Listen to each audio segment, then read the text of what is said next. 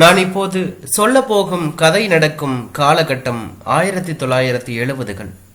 திருநெல்வேலி மாவட்டம் ஆழ்வார்குறிச்சி கிராமம் கீழத்தெரு எனப்படும் அக்ரகாரம் கிட்டத்தட்ட எல்லா வீடுகளிலும் பிராமணர்கள் தான் வசித்து வந்தார்கள். மொத்தமே 50 வீடுகள் இருந்தால் அதிகம். பஸ் ஸ்டாண்டில் இறங்கி நேரே வந்தால் ஒரு தெப்ப குளம் தெரியும். அந்த குளத்தை ஒட்டி ஒரு தெரு போகிறதல்லவா, அதுதான் கீழத்தெரு. ஆங்கிலத்தில் ஈஸ்ட் ஸ்ட்ரீட் என்பார்கள். அந்த ஊரை பொறுத்தவரை எந்த விசேஷமாக இருந்தாலும் அதை அவரவர் வீடுகளில் வைத்து நடத்துவதுதான் வழக்கம். வாசலில் பெரியதாக பந்தல் போட்டிருப்பார்கள். அதை வைத்து எந்த வீட்டில் விசேஷம் என்று வருபவர்கள் யூகித்துக் கொள்ளலாம். கல்யாணம் என்றால் சம்பந்தி வீட்டார் தங்குவதற்கென்று காலியாக இருக்கும் ஏதாவது ஒரு வீட்டை தயார் செய்து வைத்திருப்பார்கள். எப்படியாவது ஏதாவது ஒரு வீடு காலியாக தான் இருக்கும். அதை பயன்படுத்தி கொள்வார்கள். சமையல் சாப்பாடு எல்லாம் பெண் வீட்டில்தான். 3 நாட்கள் முன்னதாகவே சமையல்காரர்கள் வந்து விடுவார்கள். தேவையான சாமான்கள் எல்லாம் முன்கூட்டியே திட்டமிட்டு வாங்கி வைத்து விடுவார்கள். கடைசி நிமிட அவசரத்திற்கு கை கொடுக்க இருக்கவே இருக்கிறது குருநாதன் கடையும் காசா கடையும். பூணூல் என்றாலும் இவ்வளவு ஏற்பாடுகளும் உண்டு. சம்பந்திகள் தங்குவதற்கு பதிலாக உறவினர்கள் தங்குவார்கள். அவ்வளவுதான் வித்தியாசம். இது போன்ற நாட்களில் உதவிக்கு எத்தனை பேர் இருந்தாலும் போதாது. எல்லோருக்கும் ஏதாவது ஒரு வேலை இருந்து கொண்டேதான் இருக்கும். ஒன்றுமில்லை என்றால் இருக்கவே இருக்கிறது சீட்டாட்டம். இது போன்ற சந்தர்ப்பங்களில்தான் நானா என்ற நானாச்சு எங்கள் ஊர்க்காரர்களுக்கு மிகவும் உதவியாக இருப்பான். அவனுடைய பழகும் இயல்பு மிகவும் ஆச்சரியமானது. யார் வீட்டு கல்யாணம் பூணூல் என்றாலும் ஏதாவது ஒரு சொந்தம் கொண்டாடி கொண்டு அவர்கள் வீட்டுக்கு மனிதனாகவே மாறிவிடுவான். அவனுக்கு யார் யார் வீட்டில் இன்னென்னைய தேதியில் கல்யாணமோ பூணூலோ நடக்கும் என்பது எப்படிதான் தெரியுமோ, சரியாக சமையல்காரர்கள் வந்து இறங்கும் போது இவனும் ஆஜராகி விடுவான். கல்யாணம் என்றால் அவன் எப்பவும் பெண் வீட்டாரின் வகையில்தான் இருப்பான். சாமான்கள் எல்லாம் லிஸ்ட் படி சரியா இருக்கிறதா என்று பார்ப்பான். சம்பந்தி மனிதர்களிடம் சென்று அவர்களின் தேவைகளை நிறைவேற்றுவான். அவசரத்துக்கு ஏதேனும் வேண்டுமென்றால் வாங்கி கொடுப்பான். சமையலுக்கு தேங்காய் அரைத்து கொடுப்பான். பொறுப்பாக நின்று பரிமாறுவான். வேளா வேலைக்கு காஃபி சப்ளை செய்வான். இன்னும் இப்படி பல பல வேலைகள் அவனுக்கு இருந்து கொண்டேதான் இருக்கும். செய்து கொண்டேதான் இருப்பான். இவையெல்லாம் செய்வதற்கு சம்பளமாக அவன் கேட்பது 3 வேளை சாப்பாடு மட்டும்தான் என்றுதான் சொல்ல வேண்டும். நானாச்சி என்கின்ற நானா குட்டையாக ஒல்லியாக இருப்பான். அம்பாசமுத்திரத்தில் ஒரு புரோகிதர் வீட்டு 6வதோ 7வதோ பையன்.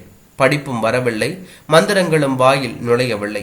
எல்லோருடனும் இனிமையாக பழகும் குணமே அவனுக்கு மூலதனமாக அமைந்து அவன் சாப்பாட்டிற்கு வழி செய்தது. ஏதாவது கல்யாணத்தில் வேட்டி வைத்து கொடுத்தால் உடையும் ஆயிற்று.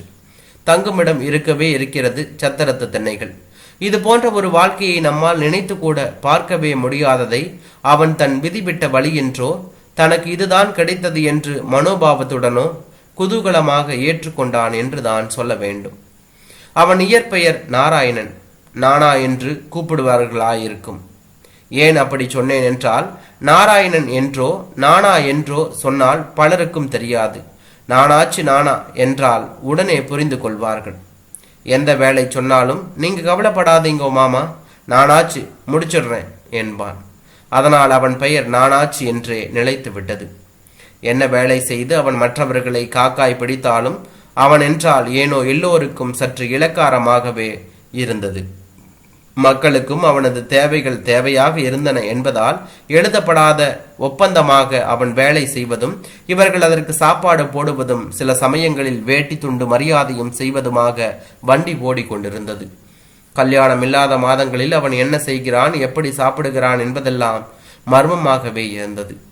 எல்லோர் வீட்டு விவரங்களையும் விரல் நுனியில் வைத்திருக்கும் அவனை பற்றி யாரும் கவலைப்பட்டதாக தெரியவில்லை. அவன் ஒரு நாடோடி. எந்த ஊரிலும் நிலையாக தங்கி இருக்க மாட்டான். புரோகிதர்கள் மந்திரம் தெரியாவிட்டாலும் பரவாயில்லை, சிரார்த்தங்களுக்கு எங்களுடன் வந்து கூடமாட ஒத்தாசையாக இரு, சாப்பாடு போட்டு 5 ரூபாய் பணமும் வாங்கி தருகிறேன் என்று எவ்வளவோ சொல்லி பார்த்தார்கள். அவன் வரவே மாட்டான் என்று பிடிவாதமாக மறுத்து விட்டான். அதற்கு ஒரு புரோகிதர் தனக்கு தான் இந்த ஜென்மத்துல கல்யாணம் ஆகல, அடுத்த ஜென்மத்திலாவது அது நடக்கணும்னு கல்யாணத்துக்கு மட்டும் போய் உதவி பண்றானோ என்னவோ என்று சொல்லி சிரித்த போது அவன் சிரிக்கவே இல்லை. கண்களில் லேசாக சோகம் இளையோடியது என்று தான் சொல்ல வேண்டும். 1975 வருடம் ஆழ்வார்குறிச்சி ஆர்ஐ ரெவன்யூ இன்ஸ்பெக்டர் வீட்டில் அவரது மூத்த மகளுக்கு கல்யாணம். மாப்பிள்ளைக்கு தென்காசி ஸ்டேட் பேங்கில் வேலை. பிக்கல் பிடுங்கள் இல்லாத குடும்பம். வழக்கம் போல மாப்பிள்ளை வீட்டார் கல்யாணத்திற்கு 2 நாட்கள் முன்னதாகவே வந்து இறங்கி விட்டார்கள். நானாச்சுவும் சமையல்காரர்களும் அதற்கு முன்னதாகவே வந்து இறங்கியாகிவிட்டது. ஆரை வீட்டு கல்யாணம் என்றால் லேசா? கிராமத்து தலையாரிகள், அலுவலக பியூன்கள் என்று வேலை செய்ய ஆட்களுக்கு குறைவில்லை. நானாச்சி எப்போதும் போல பிஸியாக இருந்தான் என்று தான் சொல்ல வேண்டும். மணப்பெண்ணின் தங்கை சரஸ்வதி சூட்டகியான பெண். அவளும் இங்கும் இங்கும் பம்பரமாக சுழன்று கொண்டிருந்தாள். கல்யாணம் என்பதெல்லாம் தங்களுடைய செல்வாக்கை காட்ட நடத்தப்படும் ஒரு நிகழ்ச்சிதானே. கல்யாண பெண்ணை போலவே சரசுவும் நிறைய நகை அணிந்திருந்தாள். அவள் கழுத்தில் அணிந்திருந்த மாங்காய் மாலை மட்டுமே 10 சவரன் தேரும் என்று பேசிக் கொண்டார்கள். சமையல் சாமான்கள் வந்து இறங்கியவுடன் அவற்றை சரிபார்க்க சரசுவும் போயிருக்கிறாள். எல்லாவற்றையும் லிஸ்ட் படி எண்ணி வாங்கி ஸ்டோர் ரூமில் அடுக்கி வைத்துவிட்டு வரும்போது பார்த்தால் எல்லா நகைகளும் இருக்கிறது, மாங்காய் மாலையை மட்டும் காணவில்லை என்று அவர்கள் தேட ஆரம்பித்தார்கள். அனைவருக்கும் விஷயம் தெரிந்து கிடுகிடுவென்று ஆகிவிட்டது. சரசுவோ அழுகையை நிறுத்தவே இல்லை. இதை ஒரு அபசகுணமாக கொண்டு மாப்பிள்ளை வீட்டார் ஏதேனும் சொல்வார்களோ என்ற பயம் வேறு ஆரைக்கு. நல்ல வேளை, அவர்கள் ஒன்றும் சொல்லவில்லை. ஆனால் நகை திரும்ப கிடைத்தால் பரவாயில்லை என்று அபிப்பிராயப்பட்டவர்கள் யார் எடுத்திருக்க கூறும் என்று எதுவும் சொல்ல முடியவில்லை. கல்யாண வீடு, ஆள் நடமாட்டம் அதிகம், அதிலும் எல்லோரும் வேண்டியவர்கள், சொந்தக்காரர்கள். யாரை என்று சந்தேகப்பட சரசுவிடம் விசாரித்தார்கள். அவள் மாலையை எப்போது கடைசியாக பார்த்தால் எப்போது காணவில்லை என்று தெரிந்தது. இப்போது அவளும் மிகவும் கஷ்டப்பட்டு நினைவுபடுத்தி கொண்டு சொன்னாள், நான் மாப்பிள்ளை வீட்டுக்கு காஃபி கொண்டு போகும்போது நகை இருந்தது. நானே தொட்டு பார்த்தேன். அதுக்கப்புறம் சமையல் சாமானெல்லாம் இறக்கி வச்சுட்டு கதவை பூட்டி ஸ்டோர் ரூம் சாவிய சமையற்காரர்கிட்ட கொடுத்தேன். அப்புறமா தொட்டு பார்க்கும்போது தான் இல்லைன்னு தெரிஞ்சது என்றாள். அவள் கூற்றுப்படி ஸ்டோர் ரூமில் இருக்கிறதா இல்லை சமையற்கட்டில் கீழே விழுந்து விட்டதாவென விசாரிக்க சிலர் போனார்கள். பலன் என்னவோ பூஜ்யம்தான். யார் கையிலாவது கிடைச்சிருக்கும், கிடைச்சாவா கொடுக்கவா போறா, பவுன் விற்கிற விலையில என்று பேசி கொண்டார்கள். நேரம் செல்ல செல்ல ஆரைக்கு டென்ஷன் எகிரியது. மாப்பிள்ளை வீட்டாரிடமிருந்து முணுமுணுப்பு கிளம்பி விட்டது என்று யாரோ அவர் காதில் போட்டு விட்டார்கள். அது வேறு அவருக்கு வயிற்றை கலக்கியது. சரசுவை கூப்பிட்டு, நீ ஸ்டோர் ரூம்ல நிற்கும் போது உன் கூட யார் இருந்தா என்று விசாரித்தார். நானாச்சு ஒருவன் தான் இருந்ததாக தெரிய வந்தது. அவன் அப்படிப்பட்டவன் இல்லை என்று உறுதியாக சொல்லும் தைரியம் அங்கே யாருக்குமே இல்லை. எல்லோருமே ஒரு வேளை இருக்கலாமோ என்றுதான் நினைத்தார்கள். ஆரை அவனை கூப்பிட்டு அனுப்பினார். வந்தவனுக்கு தன்னை சந்தேகத்தோடு தான் அழைத்திருக்கிறார்கள் என்ற எண்ணமே எழவில்லை. அழுக்கு வேட்டியுடனும் அதை விட அழுக்கான துண்டு தோளில் தொங்க ஓடி வந்தான். டேய் நானாச்சு, எங்க ஆத்து பொண்ணு கழுத்துல இருந்து மாங்காய் மாலையை காணும். நீ எடுத்திருந்தீங்கன்னா கொடுத்துடு. போலீஸ்க்கெல்லாம் போக மாட்டேன், உன்னையும் ஒன்றும் செய்ய மாட்டேன் என்று சொன்னார் அவர். அந்த வார்த்தைகளை கேட்டவன் தீயை மிதித்தவன் போல பதறிவிட்டான். ஐயோ அண்ணா, என்னண்ணா இது? நான் போய் அந்த மாதிரியெல்லாம் செய்வேனா? அதுவும் குழந்தை கழுத்தில் கிடந்ததை போய் நான் எடுப்பேனா? என்னை பார்த்து இப்படி கேட்டுட்டேலே என்றான். கண்களில் கண்ணீர் வராத குறை. செய்ததையும் செய்துவிட்டு மிகுதியாக நடிக்கிறான் என்றுதான் பட்டது எல்லோருக்கும். நயமாகவும் பயமாகவும் எவ்வளவோ சொல்லி பார்த்தாயிற்று. எப்போதும் ஒரே பல்லவிதான், நான் எடுக்கலை, நான் எடுக்கலை. அவனுக்காக பரிந்து பேச யாருமே இல்லை. அது அவன் மனதை ஆக புண்படுத்தி இருக்க வேண்டும் என்றுதான் சொல்ல வேண்டும். திரும்ப திரும்ப உங்காவது சாப்பாட்டுக்கு தான் ஆசைப்படுவேனே தவிர நகையெல்லாம் எடுக்க மாட்டேன். அதெல்லாம் ரொம்ப பெரிய விஷயம்னா என்ன, நம்ப ஒருத்தர் கூடவா இல்லை என்று புலம்பிக் கொண்டே இருந்தான். சிலருக்கு பார்க்க பாவமாக இருந்தது. சற்று நேரத்திற்கெல்லாம் ஒரு சிறு பெண் ஓடி வந்து மாங்காய் மாலை கிடைச்சிட்டதான், சரசு அக்கா சட்டைக்குள்ள மாங்காய் மாலை விழுந்திருந்ததாம், மாமி சொல்ல சொன்னா என்று சொல்லிவிட்டு ஓடிவிட்டான். அந்த அறிவிப்பை தொடர்ந்து அந்த இடமே சற்று நேரம் மௌனமாக இருந்தது என்றுதான் சொல்ல வேண்டும்.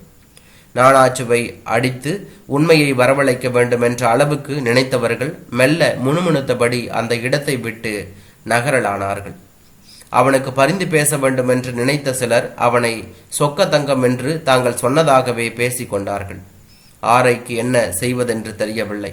அவருடைய அலுவலக பணியாளர்களுக்கு முன்னால் ஒன்றுமில்லாத ஒரு பரதேசியிடம் மன்னிப்பு கேட்பது கௌரவ குறைச்சலாகப்பட்டது. தன் கம்பீரம் குறையாமல் நானாச்சுவை தான் மன்னித்து விட்ட தோரணையில், சரி சரி, மாலை கிடைச்சிட்டுதான், எல்லாம் சரியா போச்சு, போடா நானாச்சு, நீ போய் உன் வேலையை பாரு, உனக்கு ஒரு வேஷ்டி வாங்கி வச்சிருக்கேன், கல்யாணம் முடிஞ்சதும் தரேன் என்று சொன்னார். ஒரு நாடகம் முடிந்துவிட்ட திருப்தியோடு கூட்டம் கலைய ஆரம்பித்தது. காணாமல் போன நகை கிடைத்து விட்டது. நானாச்சுவுக்கு வேட்டி கிடைக்கப் போகிறது. இதைவிட திருப்திகரமான முடிவு இருக்க முடியுமா என்ன? ஆனால் நானாச்சு அந்த இடத்தை விட்டு அசையவே இல்லை. நகர முயன்ற ஆரையையும் விடவில்லை. அண்ணா, எனக்கு எத்தனை வயசாகிறதுன்னு சொல்றதுக்கு எங்கள் அம்மாவோ அப்பாவோ உயிரோட இல்லை. ஆனால் நான் இந்த மாதிரி கல்யாண வீடுகளில் ஒத்தாசை செய்ய ஆரம்பித்து கிட்டத்தட்ட 25 வருஷம் ஆச்சு. எத்தனையோ பெரிய பணக்கார கல்யாணத்துக்கெல்லாம் கலந்துட்டு இருக்கேன். அவாத்து அடுக்களை வரைக்கும் போய் வந்திருக்கேன். ஆனால் இது வரைக்கும் யாருமே என் மேலே திருட்டு பட்டம் கட்டினதே இல்லைண்ணா. ஆனால் அதை நீங்கள் செஞ்சிட்டேன் என்றான் கலக்கமாக அவரிடம். இப்போ அதுக்கு என்ன பண்ணணுங்கிற? நான் செஞ்சது தப்புன்னு கன்னத்தில் போட்டுக்க சொல்றியா என்றார் ஆரை எகத்தாளமாக. ஐயோ அண்ணா, நான் அப்படியெல்லாம் சொல்லலைண்ணா. குறைஞ்சபட்சம் தெரியாமல் பண்ணிட்டேன்டா நானா. நீ ரொம்ப நல்லவன்னு சொல்லி இருக்கலாமே அண்ணா. அந்த வார்த்தையில் தானா என் மானமே அடங்கி இருக்கு. நான் 4 ஆத்துக்கு போக வேண்டியவன். இங்கே இருக்கிறவா பல பேர் அங்கேயும் வருவா. என்ன சந்தேகப்பட்டதை மட்டும் மற்றவா கிட்ட சொன்னால்னா, ஒரு கடுக்கு பொட்டலம் காணலைன்னா கூட என்னதான் அண்ணா சந்தேகப்படுவா. நீங்கள் தெரியாமல் கேட்டுட்டேன்னு ஒரு வார்த்தை சொன்னா ஆரையே சொல்லிட்டாருன்னு என்னை ஒன்றும் சொல்ல மாட்டா என்று நீளமாக பேசி முடித்தான். அன்று ஆரை என்ன மூடு சரியில்லையோ இல்லை, மகள் கல்யாணம் நல்லபடியாக முடிய வேண்டுமே என்ற டென்ஷனோடு இருந்தாரோ தெரியவில்லை. கடுங்கோபம் வந்துவிட்டது அவருக்கு. என்னடா, அடுத்த வேளை சோத்துக்கு வக்கில்லாத பைய என்ன பேச்சு பேசுற? நான் சொல்ல மாட்டேன். உன்னால் என்னடா செய்ய முடியும்? பிச்சைக்கார பயலுக்கு கௌரவம் வேற. நான் சொல்கிறத வச்சுட்டு நிஜமாவே திருடலாம்னு பிளான் போடுறியா? என்னமோ யாருக்கு தெரியும். புத்தி சொல்ல வந்துட்டான் தருத்தர கழுத, போடா போ என்று திட்டிவிட்டு அங்கிருந்து போக துவங்கினார் என்று தான் சொல்ல வேண்டும். ஆரை பேச பேசவே நானாச்சுவின் முகம் பயங்கரமாக மாறிக்கொண்டு வந்தது. யாரும் சற்றும் எதிர்பாராததை, ஏன் நினைத்து கூட பார்க்க முடியாததை செய்தான் நானாச்சு. ஆரையை நெருங்கி அவர் கன்னத்தில் ஓங்கி அறைந்துவிட்டு வினாடி கூட தாமதிக்காமல் ஓடியே போய்விட்டான். உழைத்து உரமேறிய கை என்பதால் அடி பலமாகவே விழுந்தது போலும். ஆரை பொறி கலங்கி போய்விட்டார். சுதாரித்து கொண்டு அவனை பிடிக்க முயல்வதற்குள் அவன் பஸ் ஸ்டாண்டுக்கு ஓடிவிட்டான். யாரோ ஒருவன் ஆரையை கை நீட்டி அடித்து விட்டான் என்ற செய்தி பரவினால் அவருக்கு தான் கேவலம் என்பதாலும், கல்யாண காரியங்கள் இருந்ததாலும், சம்பந்தி வீட்டாருக்கு இந்த விஷயம் தெரியாமல் பார்த்து கொள்ள வேண்டி இருந்ததாலும் அந்த விஷயத்தை அதற்கு மேல் பெருசு பண்ண வேண்டாம் என்று விட்டுவிட்டார்கள். ஆரை மேல் பகை உள்ளவர்கள் நானாச்சு செய்தது சரியென்றும், அவரால் காரியமாக வேண்டியவர்கள் அதை தவறு என்றும் கொஞ்ச நாள் பேசிக்கொண்டே இருந்தார்கள். ஆரை அவனை கருவி கொண்டே இருந்தார். என்னைக்காவது என் கையில கிடைக்காமலா போயிடுவான் என்று எல்லோரிடமும் சொல்லி கொண்டுதான் இருந்தார் என்று சொல்ல வேண்டும். அந்த சம்பவம் நடந்த பிறகு வேறு எந்த கல்யாணத்திலும் பூநூலிலும் நானாச்சுவை காணவே இல்லை. எல்லோருக்கும் கை உடைந்ததற் போல் இருந்தது. எவ்வளவோ முயற்சி செய்தும் அவன் எங்கே போனான், என்ன ஆனான் என்பதை தெரிந்து கொள்ள முடியவில்லை. ஆரை மட்டும், பிரம்மகத்தி எங்கேயாவது ஆத்தல குளத்துல விழுந்து செத்திருக்கும் என்றார். அப்படி நடந்ததாகவும் தெரியவில்லை. சில மாதங்கள் கழித்து காசி ராமேஸ்வரம் என்று தீர்த்த யாத்திரை செய்து திரும்பிய கணபதி ஐயரும் அவர் மனைவியும் அவர்கள் சொன்னார்கள், நானாச்சு இப்போ காசியில இருக்கான். அங்க சங்கர மடத்துல வராவளுக்கெல்லாம் இடம் ஏற்பாடு பண்ணி கொடுத்துண்டு சமைச்சு போட்டுண்டு நன்னா இருக்கான். ஒரு சுத்து பெருத்து போயிருக்கான். நல்ல நிறம் வந்திருக்கு. கங்கை தண்ணி இல்லையோ, பேரை கூட நானா சாஸ்திரின்னு மாற்றி வச்சுட்டு இருக்கான். எங்களை கூட நன்னா கவனிச்சிட்டான் என்று சொன்னார்கள். ஊர் மொத்தமும் ஆரை உட்பட வாயை திறந்து கொண்டு கேட்டு கொண்டிருந்தது என்றார்.